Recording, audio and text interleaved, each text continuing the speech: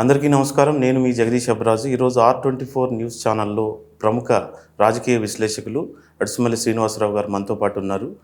రాజకీయ అంశాల గురించి కొన్ని ఆయన విశ్లేషణలు ఏంటో అడిగి తెలుసుకుందాం. సార్ నమస్తే. సార్ నమస్కారం అండి. నమస్తే అండి. సార్, నిన్న జరిగిన జగన్ సమావేశం, జగన్ 2.0,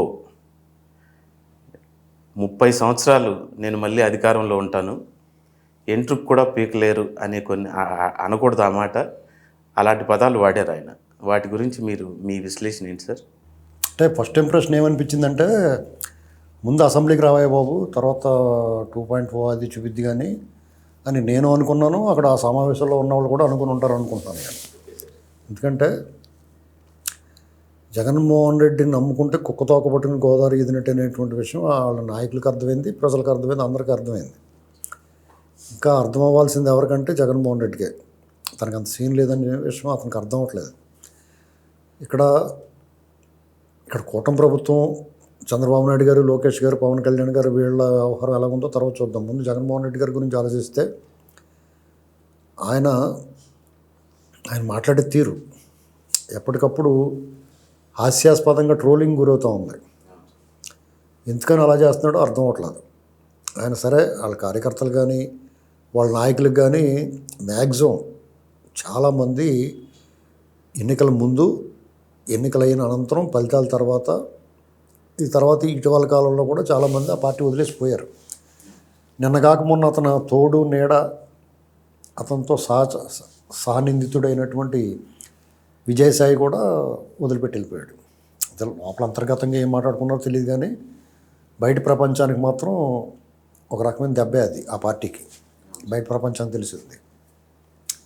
ఇలాంటి పరిస్థితుల్లో అతను అసలు గతంలో మన పరిపాలన ఎలా చేసాం, మనం ఏం చెప్పొచ్చాం, ఏం చేసాం, ఈ ఓటమి ఎంత ఘోర పరాజయము, పరాభవం ఎందుకు జరిగింది అనేటువంటిది సమీక్ష చేసుకుని ఉండాలి. ఆ సమీక్ష చేసుకుంటే కొంచెం ఆయనకు అర్థమయ్యేది. పోస్ట్ మార్టం అంటారు దాన్ని. చావు ఎలా సంభవించింది, మరణం ఎలా సంభవించింది అనేటువంటి పోస్ట్ మార్టం ద్వారా తెలుసుకుంటారు డాక్టర్లు, వైద్యులు. అదే కదా తెలుస్తుంది. ఊపిరాడక చనిపోయాడా, లేకపోతే విష ప్రయోగం జరిగిందా, లేకపోతే కత్తిపోట్ల పదునైన డెడ్లీ వెపన్ తోటి గాయపరిచాడా అనేటువంటివి తెలుసుకుంటారు. అలాగే ఇతను కూడా ఈ ఓటమి కారణం ఏంటంటే తెలుసుకొని, అతను అధికారంలో ఉన్న నాళ్ళు తెలుసుకునే అవకాశం లేదు, తెలుసుకోవడానికి సిద్ధంగా లేడు, తెలుసుకోలేదు. కానీ ఓటమి తర్వాత ఒక కంక్లూజన్కి రావాలి, ఎందుకు జరిగింది ఏంటనేటువంటిది ఒకసారి తన అంతరంగికులతో కూర్చోబెట్టుకుని మాట్లాడుకోవాలి. అవి ఏమీ చేయలేదు కదా. తనకేదో అన్యాయం జరిగింది, ఏదో మోసం జరిగింది, చంద్రబాబు నాయుడు గారు అబద్ధాలు ఆడాడు, అవాతాతలు నన్ను మర్చిపోయి ఇలాగ నెపం ఎదటోళ్ళ మీద నెట్టేశారు. మీకు కావాలంటే చూడండి. ఇదే అవమానం చంద్రబాబు నాయుడు గారు 2019లో జరిగినప్పుడు, ఆయన ఓటమి పాలైనప్పుడు ఆయన పార్టీ, నేను ఎంత ఘోరంగా ఓడిపోయాను, తప్పు నేనేం చేశాను అని ఆయన ఆత్మవిమర్శ చేసుకున్నాడు. ప్రజా తీర్పును గౌరవించి వెళ్ళిపోయాడు. వీళ్ళు ప్రజా తీర్పుని గౌరవించడం, అసలు ప్రజలు గౌరవించడం, ప్రజా తీర్పుని ఎందుకు గౌరవిస్తారు వీళ్ళు? సరే, అంత ఘోరంగా ఓటమి పాలైందని సాధారణంగా కొత్త ప్రభుత్వానికి రాజకీయ నాయకులు ఎవరైనా సరే, ప్రతిపక్షంలో ఉన్న వాళ్ళు, ఓడిపోయిన వాళ్ళు కనీసం 2 సంవత్సరాలు టైం ఇస్తారు. వాళ్ళు ఏం హామీలు ఇచ్చారు, వాళ్ళు ఏం చేస్తున్నారో, ఎంతవరకు నెరవేర్చారంటే ఒక 2 సంవత్సరాల సమయం కావాలి, నిజంగానే కావాలి సాధారణ పరిస్థితుల్లో. కానీ రెండో ప్రపంచ యుద్ధం జరిగినప్పుడు జపాన్ మీద దాడి జరిగింది, హిరోషిమా నాగసాకి. పెర్ల్ హార్బర్ తర్వాత పెర్ల్ హార్బర్ ప్రతీకార చర్యగా జపాన్ మీద దాడి జరిగింది. ఆ దాడి జరిగినప్పుడు ఈ ప్రపంచంలో హిరోషిమా నాగసాకి అనేటువంటిది మళ్ళీ కనుమరుగైపోతే మళ్ళీ కనిపించమేమో అనుకున్నాం. కానీ వాళ్ళు తిరిగి కోలుకున్నారు. సేమ్ అచ్చం అలాంటిదే ఆంధ్రప్రదేశ్లో జరిగింది. అక్కడ అణుబాంబు అయితే ఇది మానవ బాంబు. ఇతను దారుణమైన విధ్వంసం చేశాడు. అంటే అరాచకం చేశాడు, అవినీతి చేశాడు, దోపిడీ చేశాడు, దొంగతనాలు చేశారు, వేధించాడు, వెంటాడాడు, రాజ్యాంగ చట్ట ఉల్లంఘన చేశాడు, కోర్టు ఆదేశాలను బేఖాతరు చేశాడు, పనికి మాలని వెర్రి మొర్రి నవ్వులు నవ్వాడు. అది కూడా మళ్ళీ ఇరిటేట్ చేయటమే ప్రజలు. ఒక స్థాయిలో ఉన్నట్టు పిచ్చిన వాళ్ళు అయితే మనకి సిరాకు రాదు ఏంటండి, ఆ పనులు కూడా చేశాడు. ఇలాంటివన్నీ చేసిన తర్వాత దీన్ని చక్కదిద్దడానికి, సరిచేయడానికి శిథిలాలు శకలాలు ఏరి పోగు పెట్టడానికి, దాన్ని తిరిగి పునరుద్ధరించడానికి ఖచ్చితంగా చాలా సమయం పడుతుంది. అది కాకుండా వాళ్ళు కొన్ని హామీలు ఇచ్చారు ప్రజలకు సంక్షేమంగా. అంతేకాకుండా యువతకు ఉద్యోగ అవకాశాలు ఇస్తాం, నిరుద్యోగులకి డిఎస్సీలు వేస్తాం, కార్మికులకి, భవన నిర్మాణ కార్మికులకి ఈ నిర్మాణ రంగాన్ని వృద్ధి చేసి యాక్టివిటీ, కన్స్ట్రక్షన్స్ యాక్టివిటీ పెంచుతాం, పెట్టుబడులు తీసుకొస్తాం, మీ భవిష్యత్తుకి భరోసా ఇస్తాం, రాష్ట్రాన్ని స్వర్ణాంధ్ర వైపు నడిపిస్తాం, వికసిత ఆంధ్ర, ఇలా రకరకాలుగా వాళ్ళు హామీలు ఇచ్చుకుంటూ వెళ్ళారు. అవన్నీ నెరవేర్చే క్రమంలో వాళ్ళు ఆ పనిలో ఉంటారు. ఇతను ఏం చేశాడు? ఇతని హయాంలో తాను చెడ్డ కోతి వనమల్లా చెడిసిందని, అతను చెడిపోయిన బాలుడు అతను చిన్నప్పటి నుంచి. అతను చెడిపోవడమే కాకుండా తన సహచర నాయకులు చెడిపేశాడు, తన ప్రభుత్వ యంత్రాంగాన్ని కూడా మొత్తం నిర్వీర్యం చేశాడు. విచిత్రంగా ఇప్పుడు అతను ఏం మాట్లాడుతున్నాడంటే ప్రభుత్వ సిస్టమ్ అంతా నిర్వీర్యం అయిపోయిందని చెప్తూ ఉంటాడు, అరాచకం చేస్తున్నారు అంటాడు. అంటే ఇంత పచ్చి అబద్ధాన్ని మాట్లాడడానికి కూడా చాలా ధైర్యం ఉండాలి. ఏం గుండెరా బాబు అనుకోవాలి.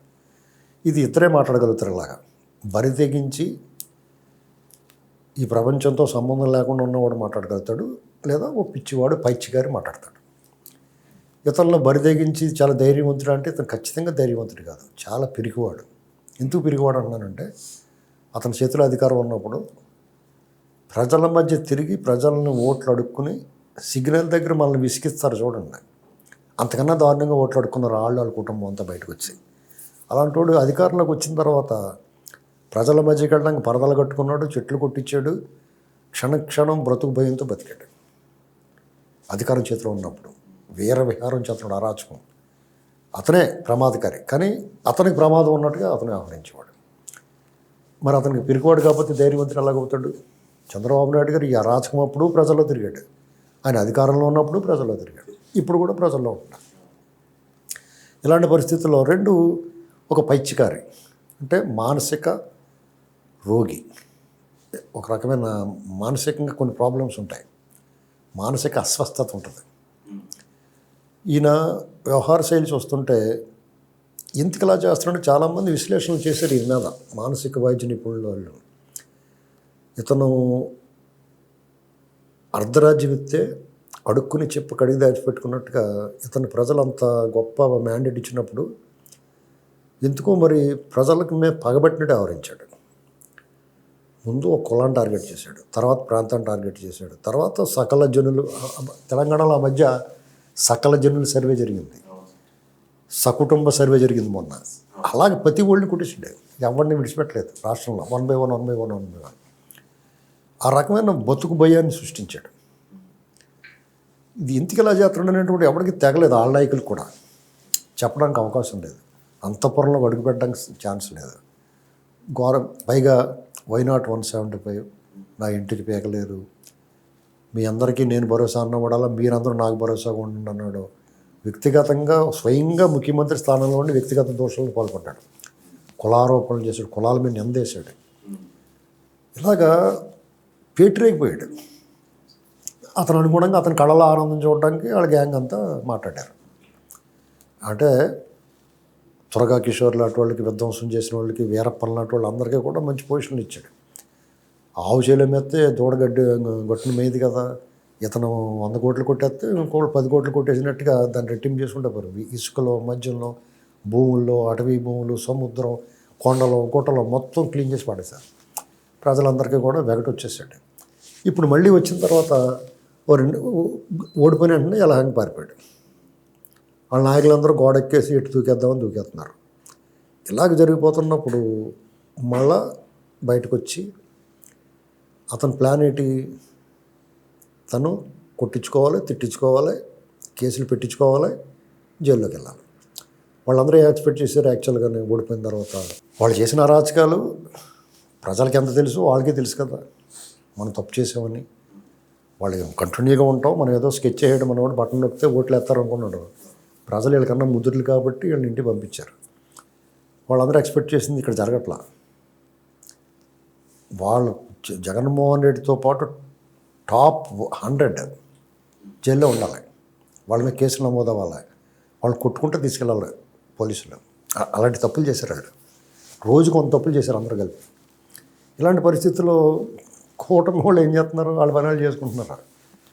వీళ్ళ జోలికి వెళ్ళట్లేదు. అదిగో ఆడు తప్పు చేసాడు, వీడు తప్పు చేసాడు, వాళ్ళు కొలగొట్టేసారు, వీళ్ళు ఆ మాటలు మాట్లాడుతున్నారు. జగన్మోహన్ రెడ్డికి కన్నా ఎక్కువ వీళ్ళు విక్టిమ్ కార్డు ప్లే చేస్తున్నారు. ఆ రుషికొండ దొబ్బేసాడు, కొండ కట్టేసాడు, భవనం కట్టుకున్నాడు అంటున్నారు. లేకపోతే పెద్దిరెడ్డి ఇలా భూములు దోసేసాడు, ప్యాలెస్ కట్టుకున్నాడు అడవిలో అంటున్నారు.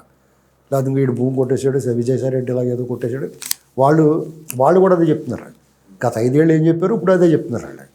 వీళ్ళు టీడీపీ క్యాడర్ కానీ, జనసేన క్యాడర్, కూటమి ప్రభుత్వానికి సంబంధించిన క్యాడర్ అందరూ ఏట్రా ఈ గోల వీళ్ళు.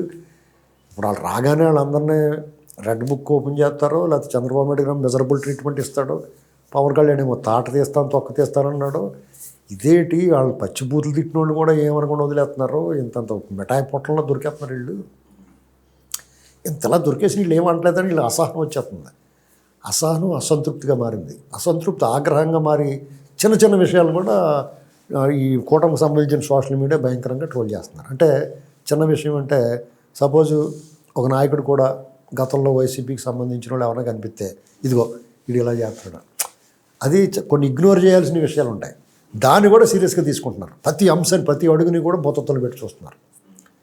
ఇప్పుడు వీళ్ళ అంటే కార్యకర్తల తాలూకు అసంతృప్తి తాలూకు ప్రభావం అనమాట. అది నిన్న మొన్న రామ్మోహన్ నాయుడు ఆ మంగ్లీతో ఫోటో వచ్చింది బయటికి. రామ్మోహన్ నాయుడు విశ్వసనీయతను మనం శంకించగలమా? కానీ ఆ మంగ్లీతో అతను ఫోటో కనపడుకుని బొగ్గుమని మండిపోయారు. అంత బొగ్గుమని మండాల్సిన అవసరం ఉండదు మామూలుగా. దాన్ని ఎలా చెప్పాలి? కార్యకర్తలందరూ సంతృప్తిగా ఉండి పార్టీ పట్ల మామూలుగానే ఉండుంటే వాళ్ళు ఏం చెప్తారు? తెలిసిందా నీకు మంగ్లీ, నువ్వు కాళ్ళకాడికి వచ్చావు ఇవాళ, మరి జగన్ అని కావాలనుకున్నావు కదా, ఇవాళ టీడీపీ వాళ్ళ దగ్గర రావాల్సి వచ్చింది నీకు అని ఆవిడని ట్రోల్ చేసేవారు. రివర్స్ అవుతుంది. ఇప్పుడు రివర్స్ అవుతుంది. అర్థమైందా మీకు? అదే సార్. అంటే మీకు ఇక్కడ ప్రధానంగా మనం ఆలోచించాల్సింది ఏంటంటే, జగన్మోహన్ రెడ్డి స్కెచ్ ఏంటంటే వాళ్ళ నాయకుల స్కెచ్ కూడా వాళ్ళందరూ కొట్టించుకోవాలని చూస్తున్నారు. అందుకనే రోజా కానీ, పెద్దిరెడ్డి వార్నింగ్లు కానీ ఇవన్నీ చూడండి కావాలితే. వాళ్ళు తప్పు చేసి వాళ్ళ దొంగలని వాళ్ళకి తెలుసు, ప్రజలకి తెలుసు, ప్రభుత్వానికి తెలుసు. అయినా సరే వాళ్ళు వదలబోతానని చూడండి ఎలా మాట్లాడుతున్నారో. మీ అంత చూస్తాం. మీ పెద్దిరెడ్డి అయితే ఏకంగా తెలుగుదేశం కార్యకర్తలని మేము అధికారంలో వస్తే తెలుగుదేశం కార్యకర్తలు పని పడతాం అంటున్నాడు. అంటే నాయకులను ఏం చేయవా, కార్యకర్తలనే చేస్తావు నువ్వు. చూసారాడు ఏమంటున్నాడు? అంటే ఆ స్పృహలోనే ఉన్నాడు. మనకే అర్థం అవ్వట్లేదు కానీ అర్థం చాలా క్లారిటీగా ఉన్నాడు. కార్యకర్తలనే చూస్తానంటున్నాడు, నాయకులను ఏమంటలేదు. మీరు అది గమనించాలా. అలాగే జగన్మోహన్ రెడ్డి మళ్ళీ నేను వస్తా మీ సంగతి చూస్తానంటున్నాడు. సుబ్బారాయుడు అని ఏమో వాళ్ళకి వార్నింగ్ ఇస్తున్నాడు పోలీసు వాళ్ళకి. అక్కడెవడో మా గోరంట్ల మాధవ్ అన్నవాడేమో రాయిచ్చి కుట్టండి, కర్రిచ్చి కుట్టండి అంటున్నాడు. రోజా కూడా అలాగే మాట్లాడుతుంది. ఇవన్నీ దీని అర్థం ఏంటంటే, అసలు ఇప్పుడు మౌనంగా ఉన్నవాళ్ళు ఎవరంటే కొడాలి నాని, వంశీ, వీళ్ళు సైలెంట్గా ఉన్నారు. మిగతా వాళ్ళందరూ మాట్లాడుతున్నారు. దీనికి వాళ్ళు కావాలని కొట్టించుకోవడానికి చూస్తున్నారు. దాన్ని వాళ్ళు ఏం ఆలోచిస్తున్నారంటే, ఒకసారి అరెస్ట్ చేస్తే 40 రోజులు, 50 రోజులు, 60 రోజులు ఎన్నాళ్ళు పెట్టగలరు? మీరు చెప్పిన పాయింటే అన్నారు సార్ ఆయన. 16 నెలలు జైల్లో ఉన్నాం, మళ్ళీ వచ్చాం, ముఖ్యమంత్రి అయ్యాను. అదే ఆలోచన వాళ్ళది. జైల్లో ఉంటాం, వచ్చేస్తాం, అయిపోద్ది, వాయిదాలు తిరుగుతూ ఉంటారు. ఈ దేశంలో అత్యున్నత స్థాయిలో ఉన్న సిస్టంలో ఉన్న వాళ్ళని కూడా జగన్మోహన్ రెడ్డి చాలా ప్రభావవంతంగా వాళ్ళందరినీ అదుపులో పెట్టుకున్నాడు. అందుకని యథేచ్ఛగా తిరుగుతున్నాడు. ఈ ప్రజాస్వామ్యం, ఈ వ్యవస్థలు సిగ్గుతో తల ఉంచుకునే పరిస్థితి ఈ దేశంలో ఉంది వాళ్ళ. దీనికి సమాధానం చెప్పి తీరాలి పాలకులు. ఎందుకంటే ఒక బందిపోటు దొంగ లక్షల కోట్లు కొల్లగొట్టేసి A1గా 18-19 కేసుల్లో ఉండి 13 ఏళ్ళ నుంచి జైల్లో బెయిల్ మీద తిరుగుతున్నాడంటే, అన్ని నిబంధనలను ఉల్లంఘించాడంటే, అతను ఇంకా బయట వదిలిపెట్టారంటే ఎవరు తల వంచుకోవాలి? ఈ పౌర సమాజం ఏమైపోవాలి?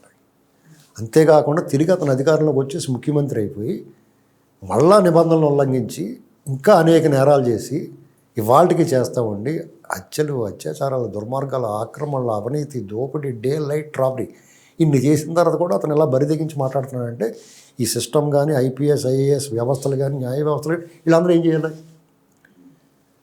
ఈ దేశాన్ని కాపాడుతున్న మన సరిహద్దు భద్రతా దళం వాళ్ళు ఎండకి, వానకి, చావుకి, బతుక్కి మధ్య ఊగిసలాడతా ఆ మంచులో, చలిలో ఉంటా స్నో బైట్ అంటారు. సియాచిన్లో డ్యూటీ చేస్తూ ఉంటారు. 24 గంటలు మనల్ని కాపాడుతూ ఉంటారు. స్నో బైట్ అంటే తెలుసా? స్నో బైట్ అంటే మంచులో కాళ్ళు ఉన్నప్పుడు కాళ్ళు చచ్చి పడిపోతూ ఉంటాయి, కింద నుంచి పైకి వచ్చేస్తూ ఉంటుంది, ఇంకా అవి పని చేయవు, మొత్తం డిస్మాండిల్ అయిపోయి కట్ చేయటమే. స్నేక్ బైట్ కంటే ప్రమాదకరమైనది స్నో బైట్. పాము కట్టేతో పోతే ఒకసారి పోతాం, ఇది అలా కాదండి, కింద నుంచి పైకి తినుకుంటూ పోతుంది. దాన్ని కూడా తట్టుకుని వాళ్ళు -డిగ్రీల్లో పనిచేస్తా, నీరు కంటి నీరు కూడా డ్రాప్ కింద పడకుండా గడ్డగట్టే పరిస్థితులు వాళ్ళు డ్యూటీ చేస్తుంటే, ఇలాంటి ఎదవల కోసం వాళ్ళు డ్యూటీ చేస్తున్నాం అనేటువంటి ఆలోచన వాళ్ళకి ఒకసారి వస్తే ఏమైపోద్ది మన దేశం? ఇది ఆలోచించాలి ఎవడన్నా పౌర సమాజం కూడా. ఇలాంటి పరిస్థితుల్లో అతను బరి తెగించి మాట్లాడుతున్నాడు, నన్ను కొట్టించుకుందాం, జైలు వేయించుకుందాం అన్నాడు. ఎవరినైనా మ్యాక్సిమం అన్నాలు పెట్టగలుగుతారు, పెట్టలేరు. ఏదో రకంగా తెచ్చుకుని ఎవడో ఒకటి పట్టుకుని బెయిల్ తెచ్చుకుంటారు. ఇది కనిపెట్టేసారు పోవటం వాళ్ళు చంద్రబాబు రాళ్ళని. అతనికంటే గరుడు ఆచంట మల్లన్న కదా, ఆడు ఏమన్నా అరుచుకుని వాళ్ళ కార్యకర్తలు ఎంతన్నా బాధపడినాయి, వీళ్ళని చేత కాదు చావలేదని నానా మాటలు మాట్లాడుతున్నారు, చాలా కఠినంగా విమర్శిస్తున్నారు, వాళ్ళ నాయకులు తిడుతున్నారు, కేడర్ తిడుతున్నారు, సాధారణ ప్రజలు కూడా అనుకుంటున్నారు. అయినా సరే వీళ్ళు బెల్లం కొట్టిన రాయలేదు, దాన్ని పట్టించుకుంటలేదు. దాని అర్థం ఏంటనుకుంటున్నారు? జగన్మోహన్ రెడ్డి అనేటువంటి ఒక టెర్రర్, ఒక భయం, ఒక ఆందోళన. ఆ ఆందోళన భయాందోళన అనేటువంటి దాన్ని ప్రజల మనసులో ఇంజెక్ట్ అయిపోయి ఉంది. దాన్ని తొలగించకూడదనేటువంటి కృతనిశ్చయంతో ఉన్నారు వీళ్ళు. ఇప్పుడు ఆ భయం పోయిందనుకోండి, లేదా జగన్మోహన్ రెడ్డి అరెస్ట్ చేసి కొట్టుకుంటా తీసుకెళ్ళిపోయారు అనుకోండి, మీకు నాకున్న కోపం పోద్ది కదా ఫస్ట్. ఆ కోపాన్ని అలాగే ఉంచదలుచుకున్నారు వాళ్ళు. ఆ భయాన్ని ప్రజలకు చాలా ఆగ్రహం ఉంది, జగన్ వాళ్ళ గ్యాంగ్ మీద విపరీతమైన ఆగ్రహం ఉంది ప్రజలకి. ఆ ఆగ్రహాన్ని కానీ, ఆ భయాన్ని కానీ, ఆ ఆందోళన కానీ వాళ్ళు తొలగించదలుచుకోలేదు. నేను కూడా ఈ 6 నెలల నుంచి అనేక సార్లు విమర్శించాను కూటమి ప్రభుత్వాన్ని. మీరు ఆడిని కొట్టలేదు, ఈయన కొట్టలేదు, ఆడిని పట్టుకోలేదు, ఈయన పట్టుకోలేదు, ఆడిని లోపలేదు, ఈయన లోపలేదు, చాలా కఠినంగా విమర్శించాం. కథ ఆలోచిస్తే ఏమనిపించిందంటే నాకు, బాబు వీళ్ళు చాలా ఈ ప్లాన్లో వెళ్తున్నారు, ఆడేం కోరుకుంటున్నాడో దానికి వ్యతిరేకంగా చేస్తున్నారు వీళ్ళు. ప్రజలకి కార్యకర్తలకి అసహనంగా ఉంది, కానీ జగన్ రెడ్డికి అంతకన్నా ఎక్కువ అసహనంగా ఉంది. వీళ్ళు ఎంత గింజుకున్నా ఆడేం కోరుకుంటున్నాడో, లోపల వేస్తే మా కార్యకర్తలు వేధించేస్తే, మా నాయకులను కొట్టేస్తే ఎంతో కొంత కసి పుట్టి మళ్ళీ తిరిగి పోరాడే తత్వం వస్తుందని వాళ్ళు చూస్తున్నారు. వీళ్ళు ఏం చేస్తున్నారు, వాళ్ళు పట్టించుకో. ఇప్పుడు నిన్న మనం కేఏ పాల్ మాట్లాడాడు, పరమ జోకరు, అది సిగ్గు లేకుండా మాట్లాడుతాడు. రాజశేఖర రెడ్డి అతన్ని కుక్కను కొట్టినట్టు కొట్టి లోపల పాడేసాడు వాళ్ళ తమ్ముడికి ఛార్జ్ ఇచ్చేసి. ఇవాళ రాజశేఖర రెడ్డి చాలా మంచివాడు, వాళ్ళ మాట ఎవడన్నా వింటాడా? ఎవడో స్పందించకూడదు అనుకున్నారు, స్పందించలేదు. అసలు నిన్న నోటికి వచ్చినట్టు మాట్లాడాడు. అదే నువ్వు ఆడేం పీక్కునే ఉండే, ఎవడో నేనే ఫస్ట్ స్పందించాను, ఎవడో స్పందించలేదు, వదిలేశారు అతన్ని. రోడ్డు మీద మాట్లాడుకుంటూ ఉంటారు, పిచ్చోళ్ళు అన్నట్టుగా వదిలేశారు. ఏంటండి ఇలాంటి పరిస్థితుల్లో వీళ్ళ స్ట్రాటజీ మొదట నాకు అనిపించింది, కానీ ఈ టెర్రర్ని, ఈ భయాన్ని మాత్రం తొలగించకూడదు అనుకున్నారు వాళ్ళు. వరల్డ్స్ బెస్ట్ స్ట్రాటజీ ఏంటంటే డిఫెన్స్ అండి. World's best strategy. చూడటానికి మనకు చిరాకు వచ్చేది, దవడమే కొట్టేనిపించేది వాళ్ళని చూస్తుంటే. ఇప్పుడు మీకు రాహుల్ ద్రావిడ్ ఆడుతుంటే మనకి ఎంత చిరాకు వస్తుంది, కానీ గేమ్ నిలబెడతాడు, వికెట్లు పడిపోయే పరిస్థితి, ఆ పతనాన్ని అడ్డుకుంటాడు. ది వాల్ అంటారు.